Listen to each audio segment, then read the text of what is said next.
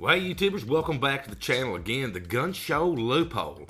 I think that the gun dealers are getting a bad rap on this because it really has nothing to do with them. Loophole, that would mean like a way around the law without breaking the law. They're not doing this, guys. Go to the ATF website, and I'm going to read it quick, all right? Federal law allows a person to transfer or acquire a firearm to or from an unlicensed resident of his or her state if he or she does not know or have reasonable cause to believe the person is prohibited from receiving or possessing a firearm. Federal law sets the age at 18 for a long gun and 21 for a handgun. That means that any person can sell another person a firearm if they're not licensed dealers. Now, let's go to a gun show.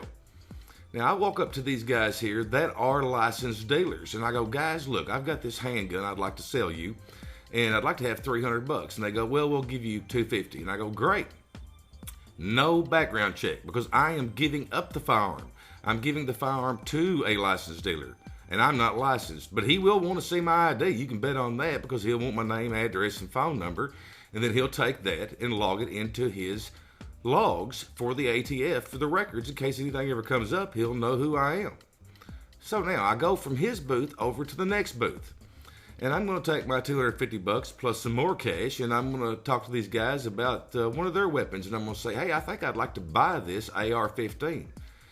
And now is where the form comes in. I'll fill this form out just like I would if I was at their place of business, at their store. And they'll do the background check. They'll call in and make sure everything is kosher. And that's the way I get a firearm. They are doing what they're supposed to be doing no matter where they're at. Like I say, whether they're at their business or at the gun show, they are required to do a background check when they sell a firearm. So where's the loophole? There isn't one, but let's think about this. See, there's 500 something people in this room. They are also unlicensed dealers, just like I'm an unlicensed dealer. Let's say that the dealer didn't want the pistol, but I sold it to one of these people that came to the show also. No problem. And no background check. All I've got to do is make sure this person is a resident of my state, and I have reason to believe that they can have a firearm, and I can just take their word for it. But you can bet I'll write down their phone number and address and everything else, and make sure they're at least 18 if it's a shotgun or 21 if it's a pistol. That way, if anything ever comes up, I've got a way to show ATF that I sold it to this person.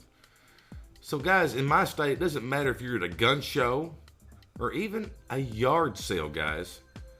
We can sell a firearm anywhere we want to if we're unlicensed. And you see them all the time at yard sales here.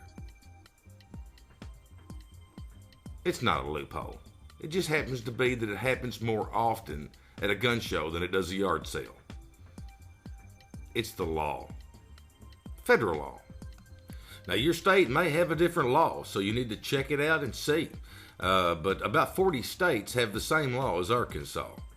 Thanks for watching, guys. I hope this helped.